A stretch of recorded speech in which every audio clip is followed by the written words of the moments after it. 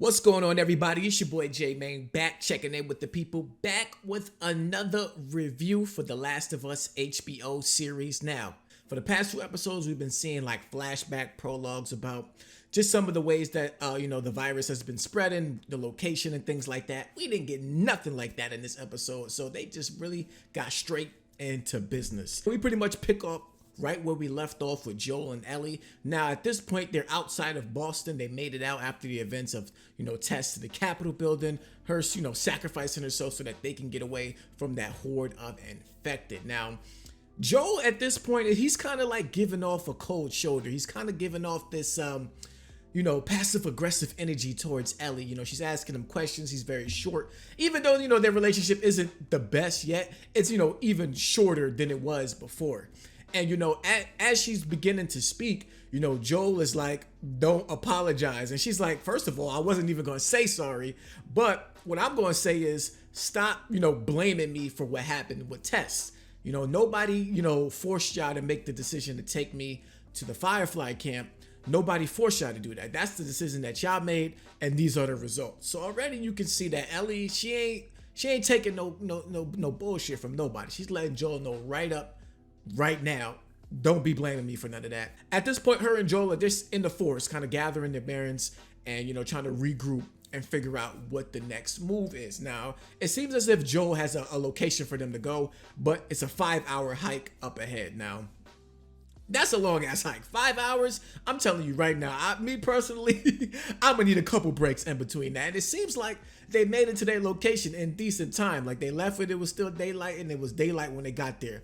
I'm gonna let you know right now, 5-hour hike, I'm not making it there till at least the night, maybe even the next day. I'm gonna take a couple breaks. Joel seems to be set on getting to this location because he has some things stashed. As you know, they didn't get a chance to exchange with the Fireflies in terms of getting their equipment and stuff like that, so they don't have much. On this journey to this location, Ellie is kind of still like asking questions. She's new to this outside world, so she's asking Joel about having a gun, of course, and she's asking Joel just questions about things that are going on or what used to go on in this type of location or these type of areas back when things were kind of normal. And so they finally get to the location, and it actually is a gas station. It's a Cumberland Farms, which I was shocked to see. I didn't think they would use like actual real branded locations and stores. So Cumberland Farms was the spot that Joel had his stuff stashed in. Soon as they get in there, boom, Ellie locates the arcade machine. Now, this is the actual Mortal Kombat 2 arcade machine. So, a nice little nod to arcade machines back. 2003 arcade machines, even back then, like they were kind of like phasing out. That was kind of like the end of arcade machines, like that you would see like out in person. So to even see a Mortal Kombat arcade machine at a gas station like this was also rare in itself. But to see one and the show was cool. And then Ellie's like reminiscing on how she used to play at the arcade machine with her friend. She didn't mention the friend's name, but I'm assuming that it's Riley. Because that is somebody that she grew up with and really really hung out with a lot. Joel's like he's trying to remember where he stashed the item, so he can't really remember. So he's looking around. Ellie's like, you know what? I'm not sticking around here. I'm gonna look around the area myself. Joel's like, there's nothing here. Like everything has been searched through, picked through. You're not gonna find nothing. But Ellie, being the the mischievous person that she is, she decides to look around. So Ellie snooping around actually finds it's like a little trap hidden door that leads to underneath the gas station. So she goes down in this hole and she actually finds some tampons or Tampax, I think it is. But also down in this location is an infected. Now I think this is a stalker, but it's some type of infected. It doesn't look like it's, early stages. It's something that has advanced to like a next stage. And I think it's a stalker. It's not a clicker. So yeah, I'm pretty convinced that it's a stalker, maybe even a runner. But it looks like it's trapped down there. Looks like some, boulders might have collapsed on it and it's stuck, but it's still alive. Because of course we know that it only, the only way to kill them is with like a headshot or something to the head that can really take it out. Ellie approaches it and she's like curious and stuff. She's scared, but she's like curious at the same time. So she gets up close on it, sees that it can't really move for itself, it's still making noise, and she whips out a knife. And when she whips out her knife, she like cuts open the infected, and it reveals like that fungus on the inside, and you can see it. It's all nasty looking, but at the same time she's looking at it, and it's fighting for its life, and then she just kind of like stabs it in the head. I bring it back to the comparisons with her and Sarah. Like when Sarah first came across these infected, she was scared, timid, like she froze up, whereas Ellie is like, she's scared, but she's also curious about it because she's kind of like growing up in this world, so she has like that hardened outer shell about herself. Like Sarah would never do something like this because that's not the life that she even had to live or even think about living. Whereas Ellie is like, she knows what's out here. She might not have experienced it yet, but she knows what's out there. Joe, he eventually finds the stash that they were looking for, and he's like calling out to Ellie, and Ellie is like still down there, but Joe's like getting worried. So he whips out his gun. He walks back to the room that she kind of went to before she went underneath the gas station, and she like pops up out of nowhere. And so she's like, she found the tampons, excuse me. And, but what this moment showed is that Joel was actually getting worried that something might have happened to her. So I think it's kind of showing that he's, paying more attention to her and kind of like developing a little bit of like care for her. Not that he actually cares for her, but that he feels that he needs to protect her more in these moments, especially in areas that he feel like anything could happen at any moment. So again, he puts away some of the stuff in the stash, gathers some stuff in the stash, and they kind of be on about their business. As they're walking now, they mention they're going to Bill and Frank's, as what Tess suggested that Joel takes Ellie to, so that she can they can help them get her to the Firefly. She's again back asking questions. They're kind of developing a rapport here. So they come across like this abandoned plane crash site, and she is asking about like Joel about flying planes, and he's telling her, yeah, he used to fly planes, and she's like, oh, you're lucky, like you're lucky you got to be up in the air flying. He's like, it didn't feel that way when you up there, as everybody knows, like when you in an airplane, you shook pretty much from takeoff to landing. And but to her it's like, nah, that's just cool to even be flying up in the air. She's also asking him like, how did these things start? How did the infection spread? How did it start? Where did it come from? And Joel's like, we don't know where it comes from, but he alludes back to the second episode, the prologue, where they show that the infection came from a factory worker, and of course the factory was a flour factory. And Joel's explaining to her like flour was used in a bunch of different products that we ate that were shipped all over the world.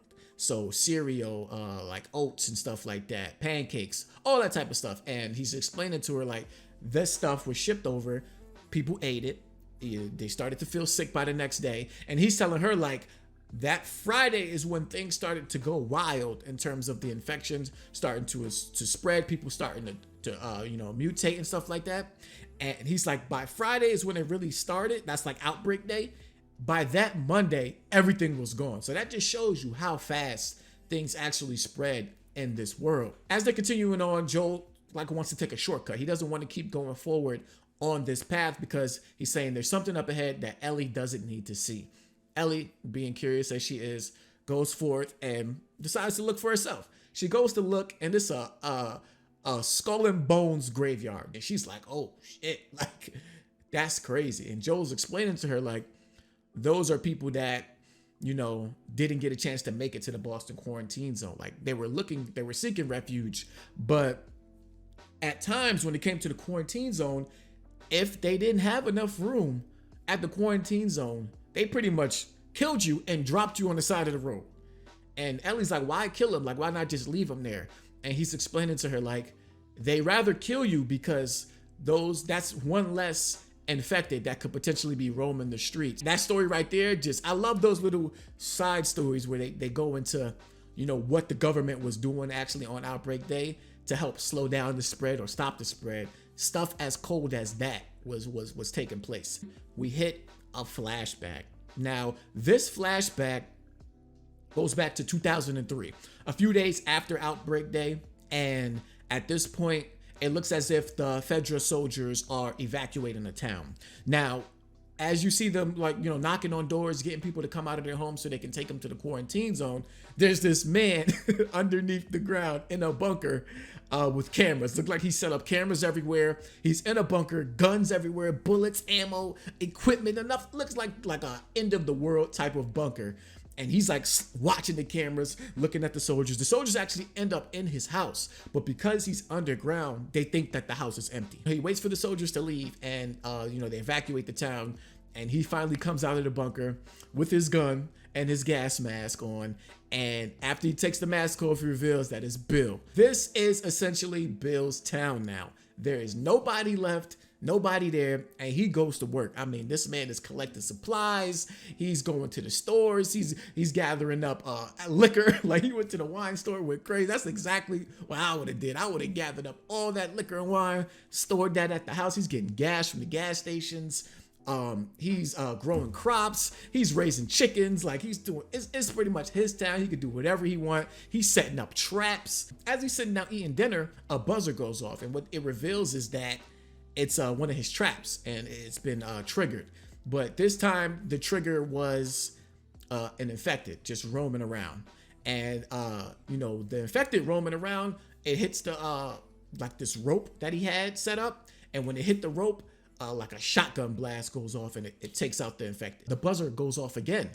And as he goes to the camera, he sees that there's like a big hole in the ground. Now, this hole he set up as another trap that way, and he like covered it so people couldn't see what they were walking towards, and they would like fall into the ditch if they got close enough to his property. He approaches the hole, and a man screams out that he's not infected. So Bill is like, do you have weapons on you? And Bill's like interrogating this dude, and he's lying at first, but then as Bill gets closer, he's kind of like just telling him, look, I got separated from my group pretty much. There's nobody left. It's just me. I was trying to make my way from Baltimore to the Boston quarantine zone, and I came across your trap pretty much. So Bill, like, first he's a little bit hesitant to believe him or even help him, but then he eventually lets the ladder down, lets the guy up, test him, make sure that he's negative for the infection, which he was. And so Bill's like, listen, Boston is that way. If you go now, you'll make it before sundown. This man is like, but can I just get something to eat? Like, I haven't eaten in days. Can I get something to eat? Bill's like, nah. If I feed you, you're going to run your mouth, tell everybody that I got food, then I got to have a whole bunch of bums at my doorstep. I'm not having it. And dude's like, come on, I'm not going to say nothing. Just please help me out. Eventually, Bill actually gives in. Dude introduces himself, tells him his name, and, Bill actually lets him take a shower in the crib. Take a shower. Bill gives him some new clothes. So Bill makes some dinner. Like I said, them scrumptious plates, they looking all right. He's cooking like a rabbit, and he had chickens too, so I'm sure he probably was making some chicken too. He had some vegetables on the side, like some potatoes. And so he's hook up a nice plate. Frank loves it. Of course, anybody, like, if you haven't eaten in 2 days, of course you're gonna love anything you ate. But if you haven't eaten in 2 days and you eating some restaurant, like, quality style food, that's gonna blow your mind. And he has some wine on the side. It's gonna blow your mind. So they finish eating, they chopping it up. And, Frank says he's gonna be on his way, but he wanted to check out Bill's piano. Frank goes to check it out. And he's playing it. He's playing the song, and he's butchering it. He's destroying a classic. It was the song is Long, Long Time. And actually, what's funny is that's actually the name of the episode. And it's by Linda Ronstadt. So he's butchering it. But Bill is in the back like, get up. Like, stop. Stop it. You destroying a classic. Stop it. Let me show you how it's done. Bill hops on the piano. He's playing the song. He's singing. He bodies it. And it gets a little emotional. I guess, the tears coming down his face, Frank's face. And Frank is asking Bill, like, the song seems to get you emotional. It's like a love song. And Frank's like, who's the girl? And Bill is like, there is no girl. They get to kissing. And what's funny is Frank tells Bill, go upstairs and take a shower. I thought this part was hilarious because, like, you just met the dude and already you giving up the yeah. Listen. He tells him, go upstairs, take a shower. And listen, they do the nasty, all right? We're going to just say what it was. They do the nasty, and yeah, they're already deviating from what we know of in the game, because in the game we know that Bill is gay. They hint at it when you come across some notes. They hint at it when Bill eventually talks about his partner. They hint at it with Ellie, who finds some gay magazines that the pages were stuck together. What this episode is doing essentially is giving us more backstory about the relationship that Bill and Frank had in this story. And I like this portion of the episode because of that. I thought Bill in the game was such a great character. And even learning more about why the way he was in that world, or even his relationship with who he was with in that world. Because in the game, by the time you get to this location, there is no Frank. There's no Frank in this part. You just meet Bill. So now we getting some more backstory about who Bill was and the relationship he had with Frank. They flash forward within the flashback, if that makes sense. All right, follow me. It's a lot of time skips in this episode. They flash forward in the flashback. Frank and Bill are arguing. Frank wants to make the town better. He wants to make it look better. He wants to cut the grass. He wants to do some painting around the area, just liven it up, make it actually look like a community or something like that. It's just them two, but Bill is this end of the world. He hates the government. Governments are all 9/11 is an inside job, is something that Frank said. Like, that's the type of person that Bill is. Conspiracy theorist, doomsday preparer, or something like that. So Frank is trying to get Bill out of those ways, like open up a little bit more, have a little bit more emotion towards Frank and also their living situation. But Bill is like, no, I don't want to use those resources on stuff that really don't mean shit to him. And Frank is just trying to get him to open up. Frank also is like, and we're gonna make some friends. Like, Bill's like, wait, what? Frank's like, yeah, I've been talking to this lady on the radio. We're gonna have him over. They flash forward to a scene where they have Joel and Tess over. So it looks like Frank had been communicating with Tess over the phone and the radio, and they eventually have him over for dinner and some drinks. So they're all chopping it up. Frank eventually has Tess come inside to see something. So now we're outside with just Bill and Joel. And Bill is, pretty much talking to Joel, but he has like his gun right on the table. Like, he don't trust nobody. Joel is telling Bill, look, we can work together. We got some stuff back in the quarantine zone in Boston that clearly you don't have here. We could trade, help each other out. And Bill's like, no, I don't need no help. And so Joel actually starts to like straight up pick apart all of his defenses that he has set up around in his town. Joel's like, yeah, your fence is weak. It won't last long. I can help you out, get you a fence that'll last you for the rest of your lives. Because Joel, of course, was in construction, so he knows how to build things like that, good with his hands. They start to go on about their way. They're talking, and Joel's like, listen, take my advice. There are going to be more than just infected that come here. They're going to be people, raiders, and they're going to get past these defenses. You need something stronger. Bill still, no, we'll be all right. So we get another flash forward after this whole dinner that they have with Joel and Tess. Bill's town is actually much more reinforced, which looks like he took Joel's advice. And Bill is actually working out with Frank. They're doing a little run around the area, and they stop off at a strawberry patch that Frank said he traded with Tess. He's been growing some strawberries. This part was funny because Bill, he bit into the strawberry and he let off like this giggle laugh. This little sweet giggle laugh, like he ain't never had a strawberry in his life. Bill's explaining to Frank, like, I never was afraid before you showed up. Bill was so stuck in his ways. Bill was so to himself. Bill was so, it's me against the world, that when Frank showed up and they eventually, got into a relationship and, he started to open up to someone. He started to care for someone. He started to love someone. And Bill wasn't afraid of nothing because it was just him. And he felt that he could always protect himself, versus having someone you love. You always feel like you want to be there for them, protect them, nourish, like do all those type of things. And what makes you afraid is that at any moment, something can happen. You can either lose control of a situation, they can leave, all those type of things. You're afraid that something bad could happen to him, something bad could happen to the relationship. So that just shows the impact that Frank has had on Bill in this episode. And I know a lot of people, like, this episode was very divisive. And for me, I get it.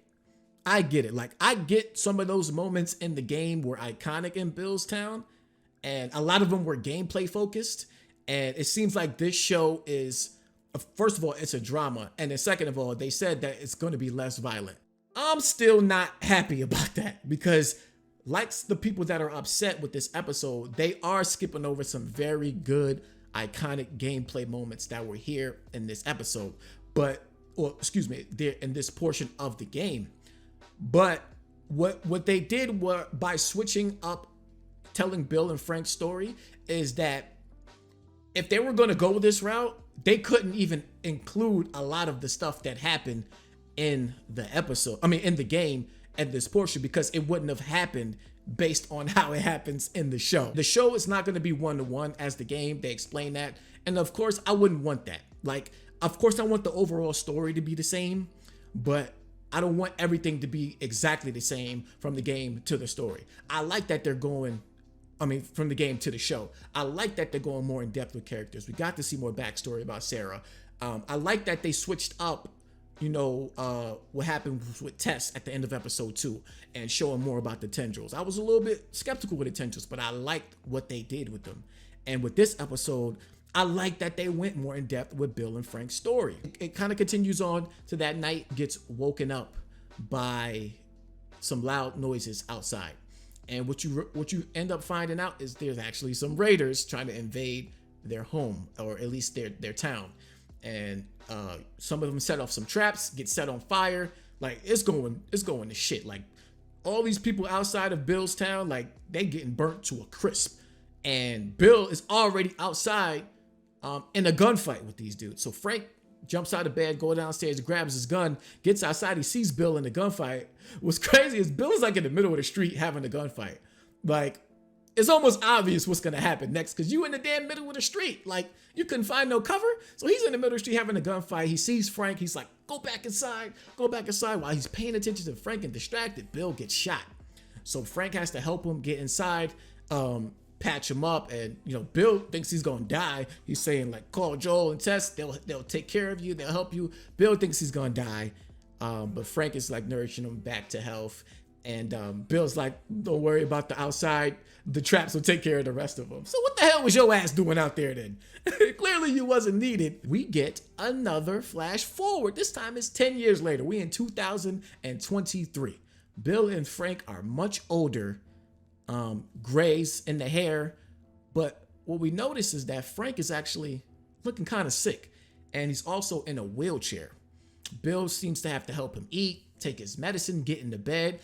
At this point, we don't know what's wrong with Frank, but clearly there's been a change in his medical status and he cannot take care of himself, like he once could.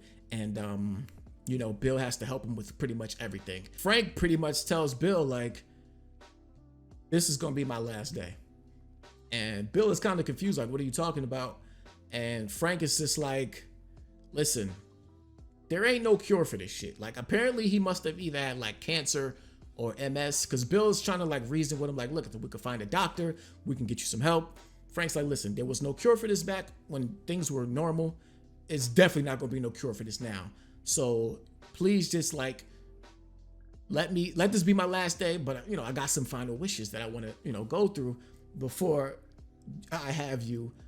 Pretty much Frank wants Bill to overdose him. And by that, he wants him to take all the medication that he would have been taking, crush it up, and put it in a glass of wine as they, have like a final dinner. And so Frank's like, listen, I want you to do that. But before that, I want us to go pick out some suits from the store and get married. And so what's interesting about this point is the outbreak, they happened in 2003. The world actually didn't even legalize same-sex marriage until 2004, which was only Massachusetts. They get married, they're having their final dinner. Bill brings out the glasses of wine and crushes up the pills, put it in Frank's wine, and they drink it. Frank drinks all of his, and then Bill drinks all of his. And Frank is looking at Bill like, there was pills in that bottle of wine, wasn't it? Bill was like enough to kill a horse, basically saying that Frank is gonna, of course, overdose off of that.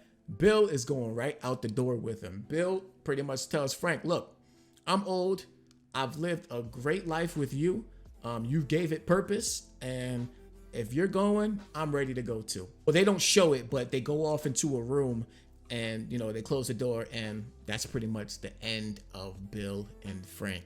Very different from how it was in the game. Like I said, you don't even get to meet Frank in the game. In fact, Bill and Frank broke up in the game. You find a note that shows that Frank actually hated Bill.